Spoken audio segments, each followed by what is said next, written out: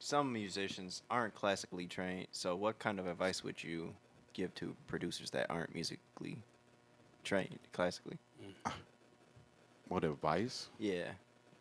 You're going to grow faster than somebody who's classically trained Why is that?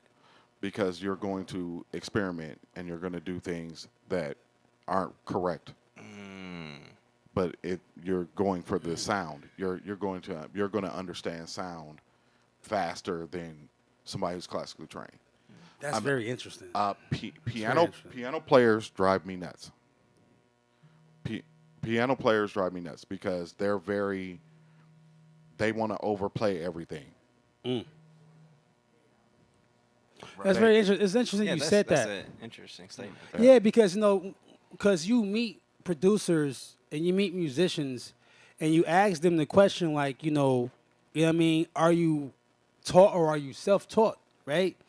And then when they tell you that they're self-taught, a lot of times, not all the time, but a lot of times, the self-taught musician is more crafty and more talented than the musician that went to high school or middle school or was taught music theory by someone that taught them. You know what I'm saying? Sometimes that happens. Like a trip Not all the wire time. that someone Yeah. trip over that doesn't blow, but they Yeah. take it and dissect it. You're Just- describing church musicians, bro.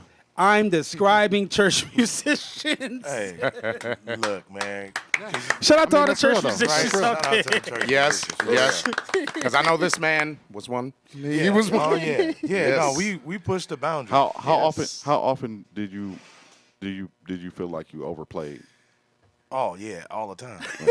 All the time. That's what we call it. Hey, church drumming. I've heard Oh, yeah. Questlove. Yeah, no, because traditional, and that's the thing too is when for one to have a band at the church for one, Yeah. because there was mixed reviews on that situation to even have a band at the church because you're supposed to use your voice and all of that, and that's a whole nother situation. Yeah. But when you did it though, yeah, it was like you had the one cat looking at you like, all right now, young blood, hey. While he on the organ, he look over like, hey, like hold on now, just don't get. And then, You but too we- carried Get out of pocket. yeah, Get out of yeah, pocket. don't Get out of pocket. Right. Stay right here in this groove. Come on now. Stay in the Come groove. on now. Yep, stay in the groove. Man, That's listen. the main thing. Some you know. Bernard Purdy. Hey, for real. Hey, but you learn though. But doubt. you do. The whole thing is, yeah. I feel that you said that though, man. That's a great response to that because Absolutely. you just know you are gonna grow. And you're not gonna be restricted to what this traditional sound is or whatever. You know what I'm saying? Like you're gonna do other things, and that's like you said, nailing the sound. It ain't it's not like it was supposed to be played like nah. These rules don't apply. Man, don't get it twisted. Like I will call in a musician. You know what I'm saying? If I have a piece I want played a certain way, I will call them in.